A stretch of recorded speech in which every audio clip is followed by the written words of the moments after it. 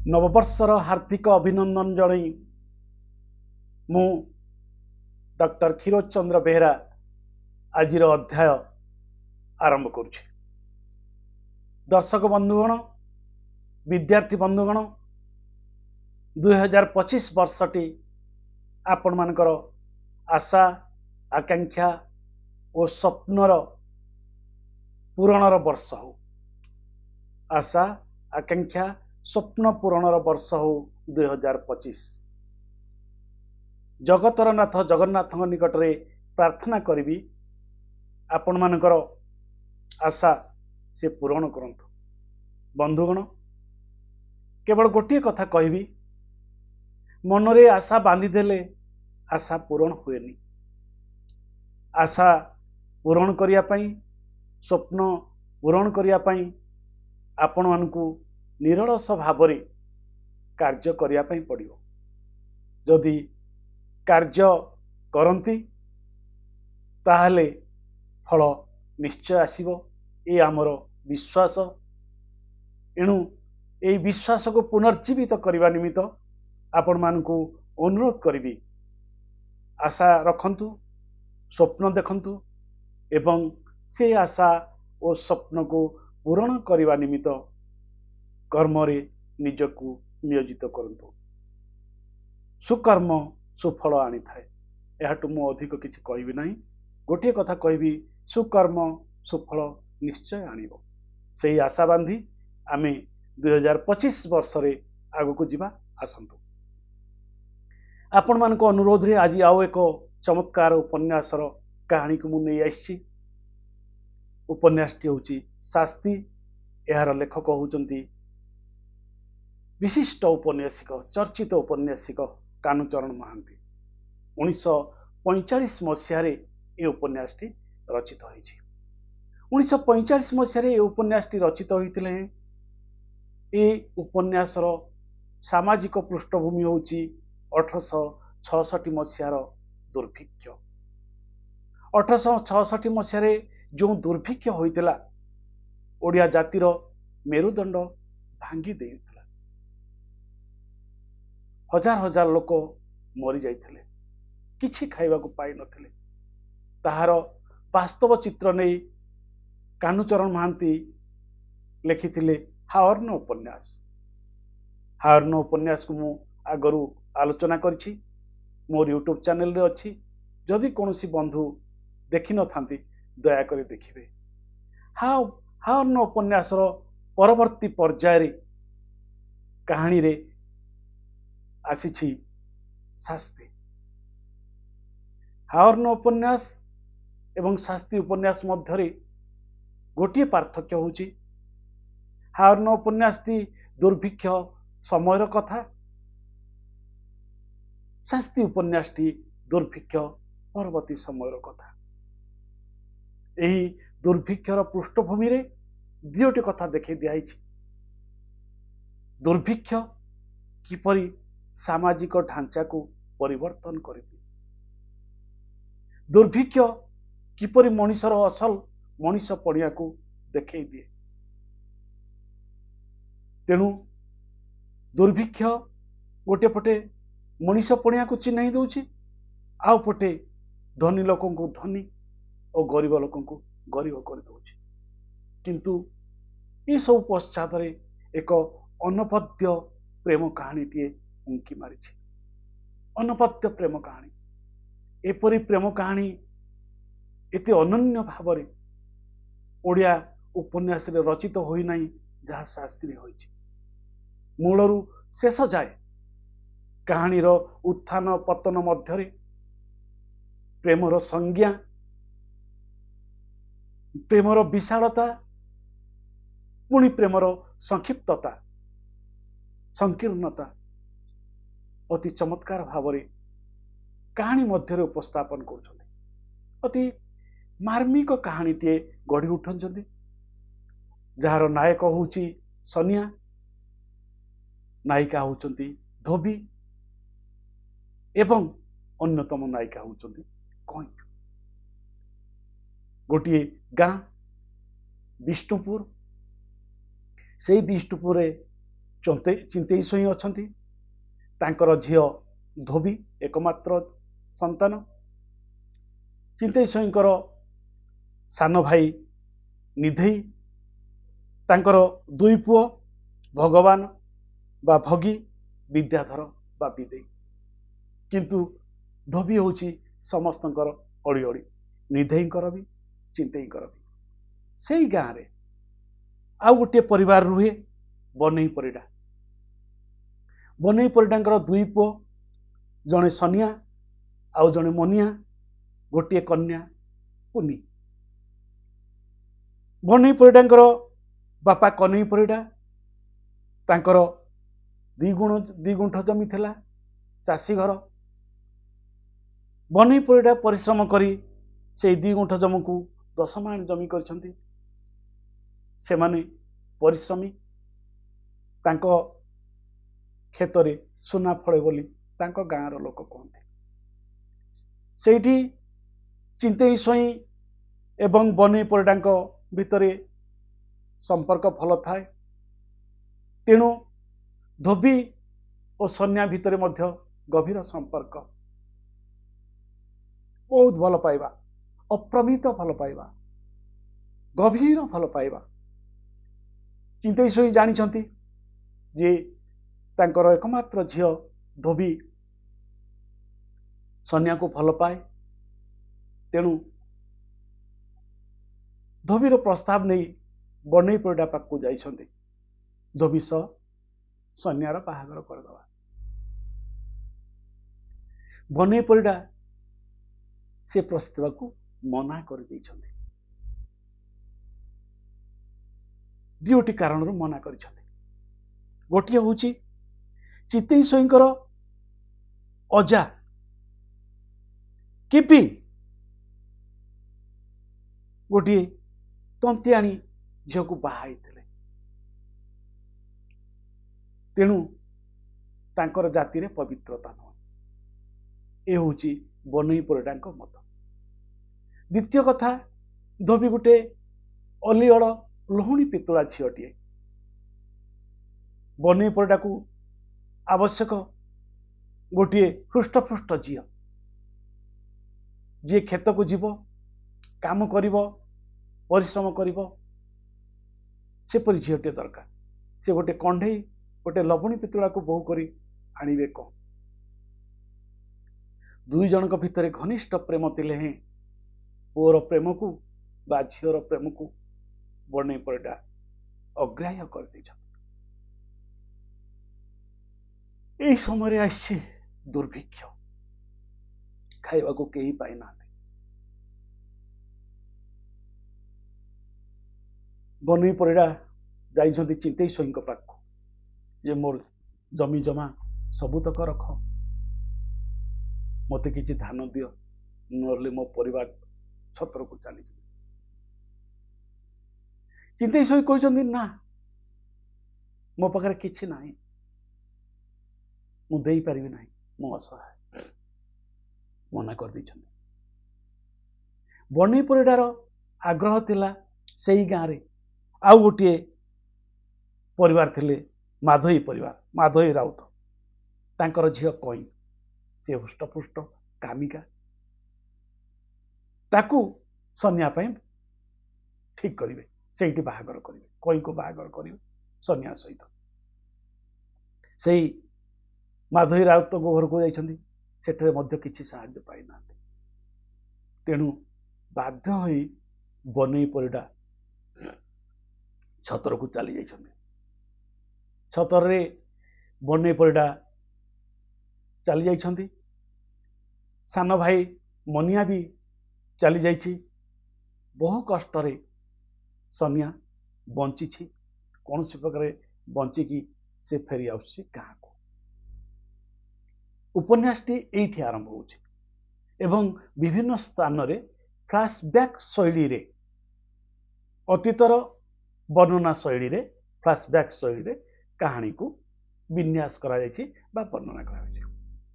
ତେଣୁ ଯେତେବେଳେ ସନ୍ୟା ଅତ୍ୟନ୍ତ ଦୁର୍ବଳ ହେଇ ସେଠି ଲେଖୁଛନ୍ତି ଯେ ଯୁବକଟିଏ 70 ବର୍ଷର ବୁଢ଼ାଟିଏ ପରି फेरुची धीरे धीरे धीरे धीरे बाड़ी खंडे धरी सोनिया फेरुची कंकाल सार होकर गाँ को फेरुची गाँव में ताको कहीं चिन्ह पार ना शेष निजर परिचय सी दौची एवं गाँव में रहिबो जाति रे मिसियो बोली सेतेबेले सी अनुरोध करुची जेतेबेले सी अनुरोध करुची सेतेबेले तार विचार करा होची ताको पचरा जाउची से सब कथा मान जाइची छतर रे खाइची अखाद्य खाइची कोठी पशु मांस खाइची तेणु तार विधान दरकार तार विधान कले जाइकरी से जाति रे समाज रे गाँव रे पशि पारिबो सेतिपई से पंचगव्य हब सेतिपई से ब्राह्मण भोजनी दब सेतिपई से ज्ञाति भोजनी दब सेतिपई से गोपीनाथंकर मार्जना करिवो गोपीनाथ होचंती तांको गाँव रो इष्ट देवता सेठी पूजा हब से पूजा खर्च दब ये सब किछि खर्च बहन करिवो सोनिया सी वर्तमान कांगाल सर्वहरा ता पाखरे किछि नाही एठी समाज व्यवस्था कथा कुआ होछि पेटरे भोक पाखरे धन नाही किछि नाही समाज नियंता मानकर ए निष्पत्ति सुनी केवल नमस्कार जणैछि मुंड ऊपर को हाथ जोड़िकी नमस्कार जनाऊछि एवं गाँ मुंड पोखरी कूल राति अतिवाहित करुछि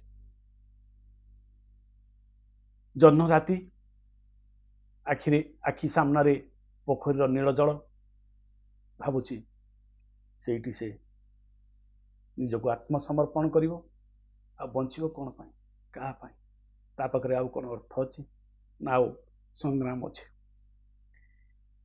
धोबी पाखु ये खबर पहुंची जे सोनियार विचार ही सोनिया फेरी आसी एवं तार विचार ही विचार ये कथा कहुई रातिर मध्य प्रहर रे से सोनिया को खाइबा नहीं आसुचे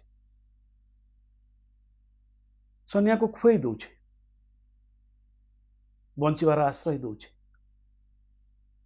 भल पाइबा शिखई व्यर्थता भितर आशा और स्वप्नटीए देखई देछि धोबी आर दिन राति भी सेमती ताको खाइबा आनिया दौचे किंतु दादा निधेई देखी पार्टी कहते एत राति जाना नौचे निधेई प्रत्येक दिन राति सोनिया को खाइबा देइछंती तार बल फेरी आसी सोनिया धोबीर मायारे गाँव में रहिबा को आग्रह करिछि एवं धोबी मध्य ताको सहयोग करुछि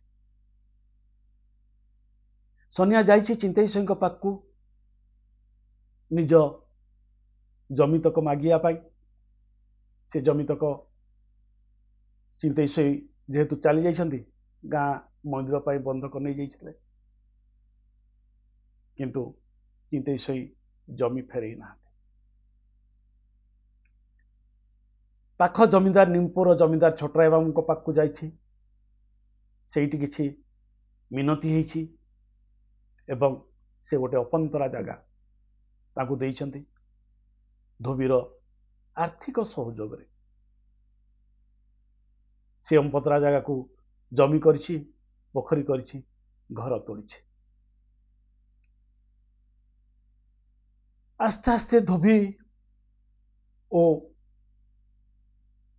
सोनिया भितरे प्रेम उज्जीवित होछि भल पाइबा बढ़ी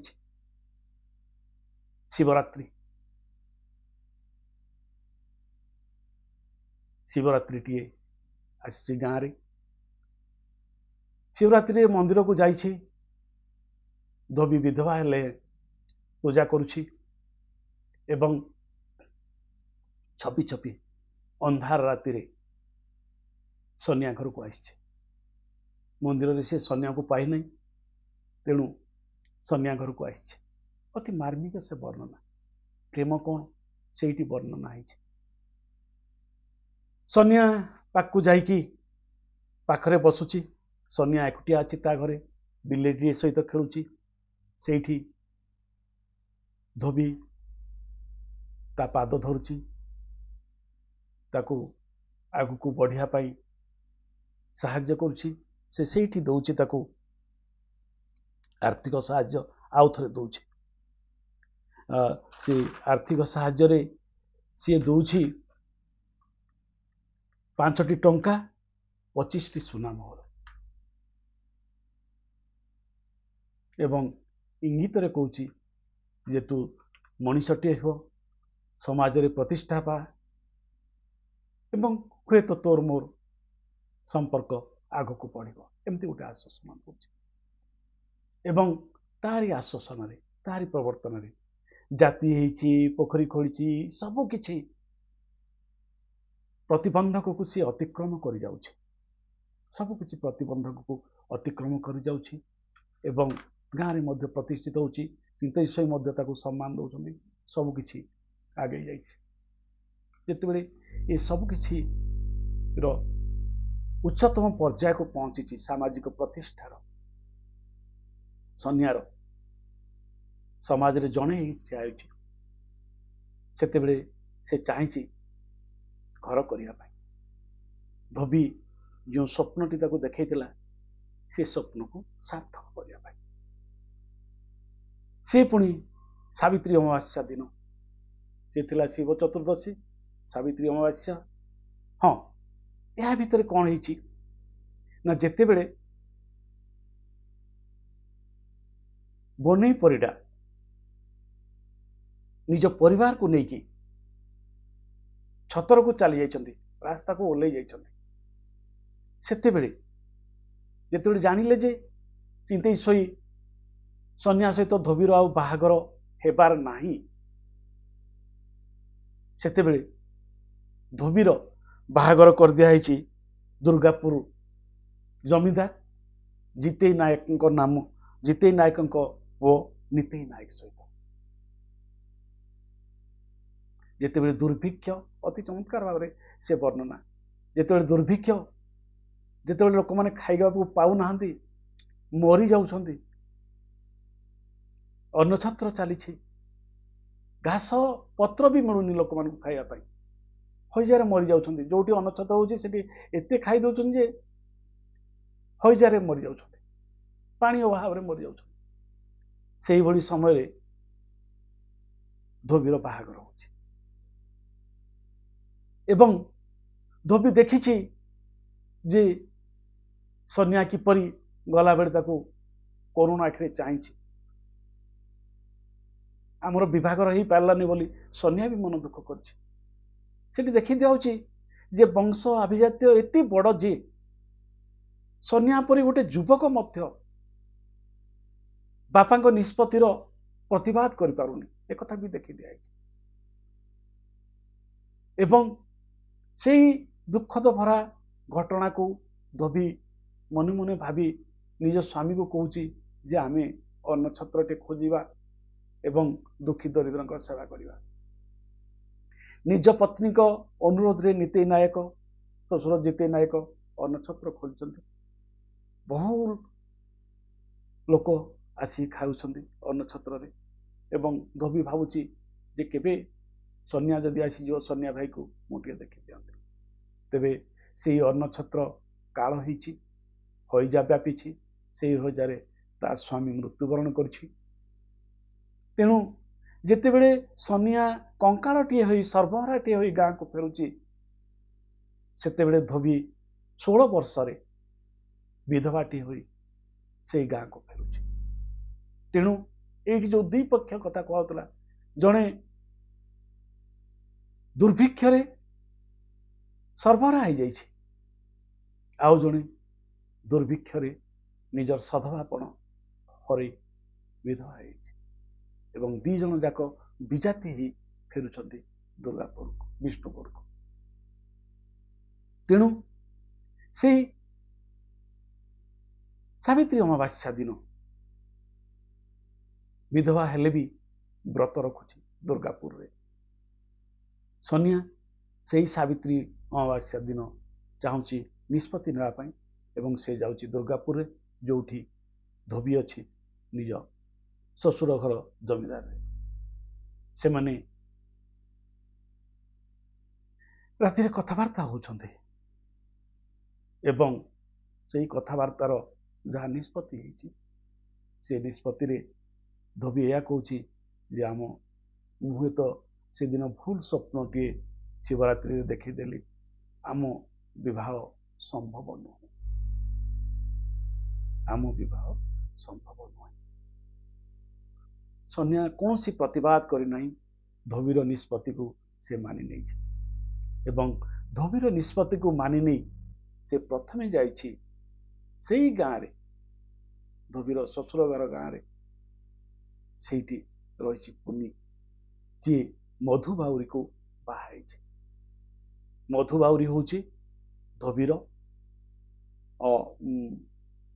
କଣ କୁହାଯିବ, ଯିଏ ଚାଷ କାମ କରେ, ମୂଲିଆ।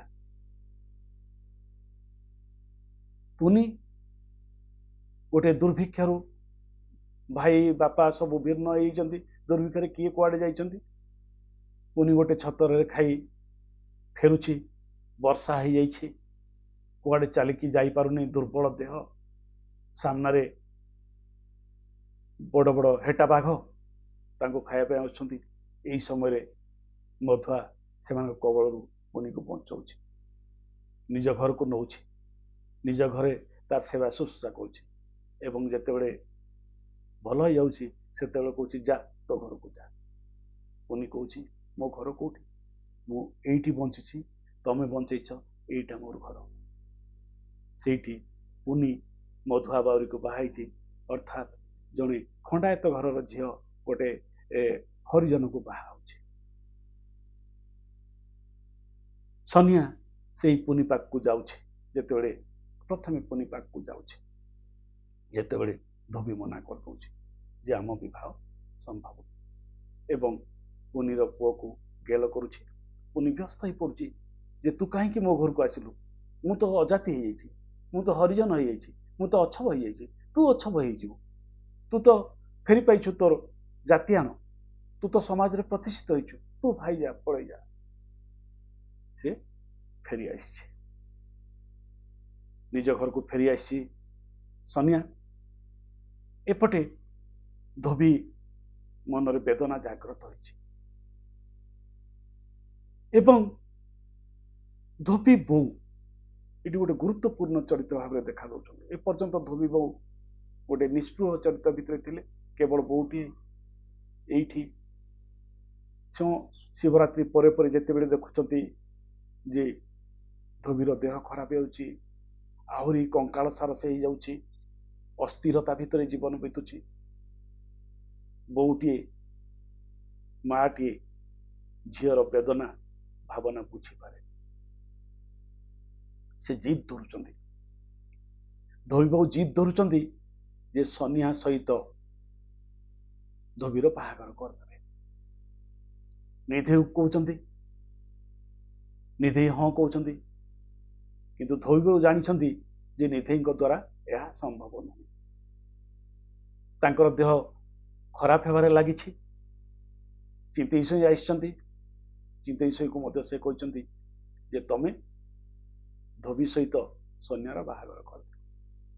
କିନ୍ତୁ ଚିନ୍ତେଇ ସ୍ୱୟଂଙ୍କର ଅହମିକା, ସାମନ୍ତବାଦୀ ବ୍ୟକ୍ତିତ୍ୱ, ସମାଜର ବଡପଣ, ଏ କଥାକୁ ବାରମ୍ବାର ଦେଖେଇ ଦିଆହଉଛି। ଥରେ ଯେଉଁ ବନେଇ ପରିଡ଼ା ପ୍ରସ୍ତାବକୁ ମନା କରିଦେଇଛି, ସେଇଠି ସେ କଣ ଆଉଥରେ ଗୋଡ ଭାଙ୍ଗି ଛିଡା ହେବେ? ସେଠି କଣ ସେ ଆଉଥରେ ବାହାଘର ପ୍ରସ୍ତାବ ପକେଇବେ? କିନ୍ତୁ ଧୋବି ବୋଉ ଚାଲି ଯାଇଛନ୍ତି। ଚାଲିଯିବା ସମୟରେ ସେଇ ଗୋଟିଏ କଥା କହିକି ଯାଇଛନ୍ତି ଯେ ଧୋବି ସହ ସନ୍ୟାର ବାହାଘର। ସେଇଠୁ ଚିନ୍ତେଇ ସ୍ୱୟଂଙ୍କର ପରିବର୍ତ୍ତନ ହେଇଛି। ସେ ଚାହିଁଛନ୍ତି ଧୋବି ସହ ସନ୍ୟାର ବାହାଘର। ଏପଟେ ଯେତେବେଳେ ଧୋବି ମନା କରିଦେଇଛି ଯେ ବିବାହର ସମ୍ଭବ ନୁହେଁ, ସେ ଫେରି ଆସିଛି ଘରକୁ ଏବଂ ଗାଁରେ ଦୋଳ ପୂର୍ଣ୍ଣିମା ବେଳକୁ କଇଁ ଆସିଛି। କଇଁ ମଧ୍ୟ ଦୁର୍ଭିକ୍ଷରୁ ଫେରିଛି, ତା କୋଳରେ ସନ୍ତାନଟି। ସେ ପାଗଳି ହେଇଯାଇଛି। ସେ ପାଗଳି ହୋଇକି କହୁଛି ସନିଆ ମୋର ବର, ସନିଆ ମୋର ବର, ସନିଆ ମୋର ବର। ଯେହେତୁ ବନେଇ ପରିଡ଼ା ସେତେବେଳେ ବିଭାଘର ପ୍ରସ୍ତାବ ପକାଇଥିଲେ ଏବଂ ବାହାଘର ହେବା ପୂର୍ବରୁ ଏ ଦି ଜଣଙ୍କର ବାହାଘର ହେବା ପୂର୍ବରୁ ଦୁଇଟି ପରିବାର ଉଚ୍ଛନ୍ନ ହେଇଗଲେ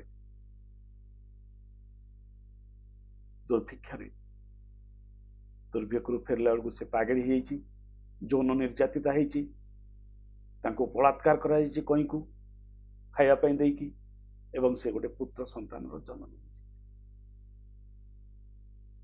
ତାକୁ ଦେଖିକି ସନିଆ ନେଇ ଆସିଛି, ଜାଣିଛି ଯେ ଧୋବି ସହ ତାର ବାହାଘର ସମ୍ଭବ ନୁହେଁ। ତେଣୁ ଦୁଃଖୀ ରକ୍ଷୀଙ୍କ ସେବା ପାଇଁ ସେ କଇଁକୁ ନିଜ ଘରକୁ ନେଇଯାଇଛି, ରହିମକୁ ନିଜ ଘରକୁ ନେଇଯାଇଛି, ଜୋହନ କାକାକୁ ନିଜ ଘରକୁ ନେଇଯାଇଛି। ଏମିତି ସେ ନିଜେ ଗୋଟେ ସେଠି ସଂସାରଟିଏ ଘଟିଛି। ରହିମ, କଇଁ, ବିଷାଦି, ଭଗୀରଥିଆ, ଜୋହନ କାକା ଏମାନେ। କିନ୍ତୁ ଚିନ୍ତେଶ୍ୱରଙ୍କର ମନ ଯେ ଯେମିତି ହଉ ସ୍ତ୍ରୀଙ୍କର ଶେଷ ବାକ୍ୟଟି ପୂରଣ କରିବେ। ସେ ଚାହିଁଛନ୍ତି ସନ୍ୟା ସହିତ ଧୋବିର ବାହାଘର, ସେଥିପାଇଁ ସେ ସନ୍ୟାକୁ ଘରକୁ ଡାକିଛନ୍ତି, ଆଣିକି ପଲଙ୍କରେ ବସେଇଛନ୍ତି ଏବଂ କହୁଛନ୍ତି ମୋର ଅନୁରୋଧ ରକ୍ଷା କର, ମୁଁ କ୍ଷମା ପ୍ରାର୍ଥୀ, ମୁଁ ତୋତେ ଯାହା ଯାହା ଅନ୍ୟାୟ କରିଛି, ଅତ୍ୟାଚାର କରିଛି, ମୁଁ ଆଜି କ୍ଷମା ପ୍ରାର୍ଥୀ, ତୋ ସହିତ ଧୋବିର ବାହାଘର ହବ। ଯେହେତୁ ସେତେବେଳକୁ କଇଁକୁ ସେ ବାହା ହେଇସାରିଥାଏ, ସେ କଥା ନ କହି କେବଳ କହିଲା ଯେ ଆପଣଙ୍କ ଅନୁରୋଧର ରକ୍ଷା କରିବା ମୁଁ ଅଯୋଗ୍ୟ, ତେଣୁ ମୁଁ କ୍ଷମା ପ୍ରାର୍ଥୀ। ତେଣୁ ମନା କରିଦେଇକି ସେ ଚାଲି ଆସିଛି ଏବଂ ସେଇଠି ଧୋବି ଆସିଛି ଏବଂ ଧୋବି ଦେଖୁଛି ତା ବାପା ଚିନ୍ତେଶ୍ୱର ତାଙ୍କ ଝିଅ ଧୋବିର ଆନନ୍ଦ ପାଇଁ କେତେ ଅନୁନୟ ବିନୟ ହୋଇ ସନିଆକୁ କହୁଛନ୍ତି ଯେ ତୁ ରାଜି ହ, ତୋ ସହ ମୋ ଝିଅ ଧୋବିର ବାହାଘର କରିଦେବା। ଧୋବି ଦେଖୁଛି ସନିଆ ମନା କରୁଛି, ସେଠି ସେ ପ୍ରତିକ୍ରିୟା ପ୍ରକାଶ କରୁଛି, ନା ବାପା ତମେ ଏତେ ତଳକୁ ଯାଉନା, ତମେ ଏତେ ନିମ୍ନ ହେଇଯାଉନା, ତମର ମୁଣ୍ଡ ଏତେ ତଳକୁ ନୁଆଉନା। ଏବଂ ସନ୍ୟା ସେ ଘରୁ ଚାଲି ଯାଉଛି। ସେ ପର୍ଯ୍ୟନ୍ତ ନା ଚିନ୍ତେଶ୍ୱର ନା ଧୋବି ଜାଣିଛନ୍ତି ଯେ ସନିଆ କଇଁକୁ ବାହା ହେଇସାରିଛି। ତେଣୁ ସନିଆ ମଧ୍ୟ ନିଜର ଭାବ ପ୍ରବଣତାକୁ ପ୍ରକାଶ ନ କରି ସମ୍ମାନ ବୋଧର ସହିତ ସେ ଫେରି ଆସୁଛି, ନ କହି ମଧ୍ୟ ସେ ଅନୁରୋଧକୁ ରକ୍ଷା କରୁନାହିଁ, କାରଣ ସେ କଇଁକୁ ବାହା ହେଇଛି। ଶେଷ ପର୍ଯ୍ୟନ୍ତ ଆଶା ଛାଡି ନାହାନ୍ତି ଚିନ୍ତେଶ୍ୱର, କାରଣ ସେ ଜାଣିନାହାନ୍ତି ଯେ ସେ କଇଁକୁ ବାହା ହେଇଯାଇଛି ବୋଲି। ତେଣୁ ସେ ଆଶା ରଖୁଛନ୍ତି ଯେ ହୁଏତ ଆଜି ଗୋଟେ ଗର୍ବ ଅହଙ୍କାର ନେଇ ସନିଆ ମତେ ମନା କରିଦଉଛି, କିନ୍ତୁ ମୁଁ ଯେମିତି ହେଲେ ତାକୁ ରାଜି କରି ଧୋବି ସହିତ ବାହାଘର କରାଇବି ଏବଂ ମୋ ସ୍ତ୍ରୀଙ୍କର ଶେଷ କଥାଟି ନିଶ୍ଚୟ ମୁଁ ପାଳନ କରିବି। ସେଥିପାଇଁ ସେ ଯୋଉ ଜମିଦାରଙ୍କର ଜମି ନେଇ ଘର କରିଥିଲା, ପୋଖରୀ କରିଥିଲା, ଚାଷ ଜମି କରିଥିଲା, ସେ ନିମପୁର ଜମିଦାର ପାଖକୁ ଯାଉଛନ୍ତି। 1000 ଟଙ୍କା ଚାନ୍ଦା ଦେଇ, ପ୍ରଣାମୀ ଦେଇ ସେ ଚାହୁଁଛନ୍ତି ସନିଆର ସବୁ ଜମି ପୋଖରୀ ସବୁ କିଛି ନିଜ ଅକ୍ତିଆରକୁ ନେବେ। ତାହେଲେ ହୁଏତ ସନିଆ ବାଧ୍ୟ ହୋଇ ସ୍ୱୟଂଙ୍କର ଅନୁରୋଧ ରକ୍ଷା କରିବ ଏବଂ ଧୋବିକୁ ବାହା ହେବ। ସେଥିପାଇଁ ଯାଜପୁରକୁ ଯାଇଛନ୍ତି। ଯାଜପୁର କୋର୍ଟରେ କେସ୍ ହେଇଛି, କେସ୍ରେ ଡିଗ୍ରୀ ପାଇଛନ୍ତି ଏବଂ କେସ୍ରେ ଡିଗ୍ରୀ ପାଇବା ପରେ ସେ ଚାହୁଁଛନ୍ତି ତାକୁ ଅଧିକାର କରିବେ। କିନ୍ତୁ ସନିଆ ଜାଣିପାରୁଛି ଯେ ଯେତେବେଳେ ଶେଷ ପର୍ଯ୍ୟାୟରେ ଚିନ୍ତେଶ୍ୱରଙ୍କର ଅନୁରୋଧକୁ ସେ ରକ୍ଷା କରିପାରୁନାହିଁ, ତା ମାନେ ତାର ଆଉ ସେ ଗାଁରେ ରହିବାର ସମ୍ଭାବନା ନାହିଁ। ସେ ରାତିରେ କଇଁକୁ, ଭଗୀରଥିଆକୁ, ଜୋହନ କାକାକୁ, ରହିମକୁ, ବିଷାଦୀକୁ ନେଇକି ଚାଲି ଯାଉଛି ଅନିର୍ଦ୍ଦିଷ୍ଟ ପଥରେ। ଚିନ୍ତେଶ୍ୱର ପଠେଇଛନ୍ତି ପହରାଜକୁ ଦଖଲ କରିବା ପାଇଁ ଏବଂ ସେ ଦଖଲ କରିକି ଯାଇକି ଚିନ୍ତେଶ୍ୱରଙ୍କ ପାଖରେ କହୁଛନ୍ତି ଯେ ସବୁ ସୁରୁଖୁରୁରେ ହେଇଗଲା। ଚିନ୍ତେଇ ସ୍ୱୟଂ ଆଶ୍ଚର୍ଯ୍ୟ ହଉଛନ୍ତି, ସୁରୁଖୁରୁରେ ହେଇଗଲା? ନା, ସୁରୁଖୁରୁରେ ହେଇଗଲା, ଘରେ କେହି ନଥିଲେ। ଚିନ୍ତେଇ ସ୍ୱୟଂ ଆଶ୍ଚର୍ଯ୍ୟ ହଉଛନ୍ତି, ଘରେ କେହି ନଥିଲେ? ନା, ଘରେ କେହି ନଥିଲେ, ଖୋଲା ପଡିଥିଲା ଏବଂ କବାଟର ଜଞ୍ଜିରରେ ଏ କାଗଜ ଖଣ୍ଡ ଲେଖା ଥିଲା। ସେ କାଗଜ ଖଣ୍ଡକ ବଢେଇ ଦଉଛନ୍ତି। ସେ କାଗଜରେ ଲେଖା ଅଛି, ଏ ଧନ, ଏ ସମ୍ପତ୍ତି, ଏ ସବୁ କିଛି ଧୋବିର। ଚିନ୍ତେଇ ସ୍ୱୟଂ ବଢି ଆଶ୍ଚର୍ଯ୍ୟ ହେଇଯାଉଛନ୍ତି। ଧୋବି ପାଖରେ ଅଛି, ଚିତ୍କାର କରି ଉଠୁଛି, ନା ନା ନା, ଉପନ୍ୟାସଟି ଏଇଠି ଶେଷ ହେଇଯାଉଛି। ଧୋବିର ଭଲ ପାଇବା, ସନ୍ୟାର ଭଲ ପାଇବା, ଚିନ୍ତେଇ ସ୍ୱୟଂଙ୍କର ପିତୃତ୍ୱ, ଧୋବି ବୋଉଙ୍କର ମାତୃତ୍ୱ, ବନେଇ ପରିଡ଼ାଙ୍କର ରକ୍ତର ପରାକାଷ୍ଠା, ଏ ସମସ୍ତ ମିଶାମିଶି ହୋଇ ଉପନ୍ୟାସରେ ଏକ କାରୁଣିକ ବାତାବରଣ ତିଆରି କରିଛନ୍ତି। ମଣିଷ କେତେ ଅସହାୟ ସମାଜ ନିକଟରେ, ପ୍ରତିଷ୍ଠା ନିକଟରେ, ବଂଶର ବୁନିଆଦି ନିକଟରେ, ପୌରୁଷ ପଣିଆ ନିକଟରେ, ଏ ସବୁ କିଛି ଖଳନାୟକ ହୋଇ ଧୋବି ଓ ସନ୍ୟା ଭିତରେ ଅନ୍ତରାୟ ହୋଇଛନ୍ତି। ପ୍ରେମ କେତେ ମହନୀୟ ତାହା ଧୋବି ଚରିତ୍ର ଭିତରେ ପ୍ରକାଶିତ ହଉଛି। ପ୍ରେମ କେତେ ଉଦାର ତାହା ସନ୍ୟା ଚରିତ୍ର ଭିତରେ ପ୍ରକାଶ ପାଉଛି। ଏଠି କାହାରି ଭୁଲ ନାହିଁ, କାହାରି ଭୁଲ ନାହିଁ। କେହି ଶାସ୍ତି ପାଇନାହାନ୍ତି, ସମସ୍ତେ ଶାସ୍ତି ପାଇଛନ୍ତି, ସମସ୍ତେ ଭୁଲ ରହିଛନ୍ତି। ଗୋଟେ ଅହମିକାର ଖେଳ ଭିତରେ ପ୍ରେମ, ପ୍ରଣୟ, ପାରିବାରିକ ସମ୍ପର୍କ, ବୁନିଆଦି, ଧନ, ସମ୍ପଦ କେତେ ତୁଚ୍ଛ ସେ କଥା ଦେଖି ଦିଆଯାଇଛି। ମଣିଷର ଅସହାୟତା ବାରମ୍ବାର ଏଠାରେ ଉଠି ଆସୁଛି। ତେଣୁ ଗୋଟେ ଜାଗାରେ ତ କୁହାହଉଛି, ଯେତେବେଳେ କହୁଛନ୍ତି ପ୍ରେମର କଥା ଯେତେବେଳେ ଉଠୁଛି,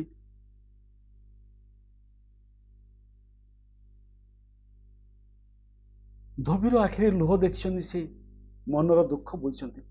ପିଲାଟିଏ ଦିନରୁ ସନଇକୁ ସେ ସୁଖ ପାଏ, ଏହା ତାକୁ ଅଜଣା ନାହିଁ। ଚିନ୍ତେଇ ସ୍ୱୟଂଙ୍କର ମନସ୍ତତ୍ୱ। ବିଧବା ହୋଇ ବାପ ଘରକୁ ଆସିଲା ପରେ ମଧ୍ୟ ସନଇ ପ୍ରତି ତାର ଶ୍ରଦ୍ଧାର ଅଭାବ ନଥିଲା। ଧୋବିର ସନଇ ପ୍ରତି ସ୍ନେହୀ ବ୍ୟବହାର ସେ ନିଧେଇଙ୍କ ମୁହଁରୁ ଶୁଣିଛନ୍ତି। ତିମି ମଧ୍ୟ ତାଙ୍କୁ କେତେବେଳେ ଘଟଣା କରିଛି, ସେ ଧୋବିକୁ ପଚାରିଛନ୍ତି। ଧୋବି ଉତ୍ତର ଦେଇନାହିଁ, ମୁଣ୍ଡ ପୋତିଛି। ସନଇ ପ୍ରତି ତାର ପ୍ରଗାଢ଼ ସ୍ନେହ ସନଇ ପାଖରୁ ତାକୁ ଦୂରରୁ ରୋକିଛି। ବାପ ଘରକୁ ଆସିବାକୁ ତାର ମନ ହଉନାହିଁ। ବହୁତ ଚମତ୍କାର ବର୍ଣ୍ଣନା, ବହୁତ ଚମତ୍କାର ବର୍ଣ୍ଣନା। ଧୋବିଙ୍କ ଆଖିରେ ନିଆଁ ଜଳିଲା। ସେ ବଡ ପାଟି କହିଲେ, ଅଧେ ସମ୍ପତ୍ତିର ଅଧିକାରୀ ଧୋବି, ମୁଁ ବଞ୍ଚିଥାଉଣୁ ବିଦେଇକୁ। ଚିନ୍ତେଇ ସ୍ୱୟଂଙ୍କ ବାକିତକ କୁହାଇ ନ ଦେଇ ଥଟ୍ଟା କଲା ପରି କହିଲେ, ତମେ ବଞ୍ଚୁଥାଉଣୁ ବିଦେଇକୁ ମୁଁ ନିଜେ ପୁଅ କରିବି। ଧୋବି ପର ଘରକୁ ଗଲା ଦିନରୁ ସେଇ ଘରର ସମ୍ପତ୍ତି ଉପରେ ତାର କୌଣସି ଅଧିକାର ନାହିଁ। ଧୋବି ବୋଉ କହିଲେ, ମୁଁ ଏହା କେବେ କରାଇ ଦେବି ନାହିଁ। ହସି ହସି ଚିନ୍ତେଇ ସ୍ୱୟଂ କହିଲେ, ତମେ କିଏ?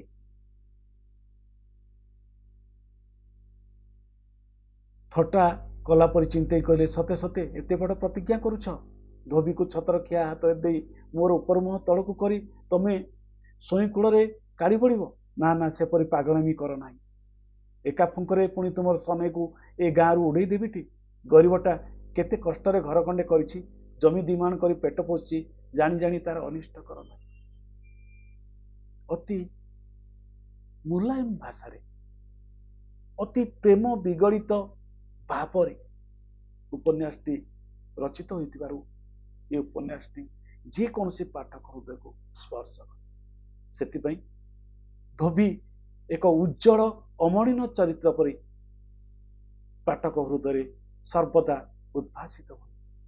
ପ୍ରେମର ସାର୍ଥକ ପୂଜାରିଣୀ ଧୋବି ଓଡ଼ିଆ ଉପନ୍ୟାସର ଏକ ଅନନ୍ୟ ଚରିତ୍ର।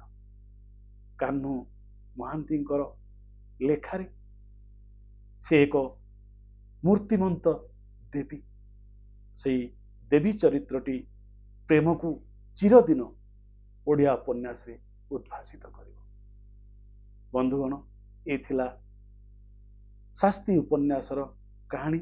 ମୁଁ ଭାବୁଛି ଆପଣମାନଙ୍କୁ ଭଲ ଲାଗିବ। ମତାମତ ଦେଇ ନିଶ୍ଚୟ ଲେଖିବେ ଏବଂ ପରବର୍ତ୍ତୀ ଅଧ୍ୟାୟରେ ଆଉ କ'ଣ ଆଲୋଚନା କରିବା ଏହାକୁ ଜଣାଇବେ। ବର୍ତ୍ତମାନ ପାଇଁ ଏଇଠି ରହୁଛି। ନମସ୍କାର ଓ ଧନ୍ୟବାଦ।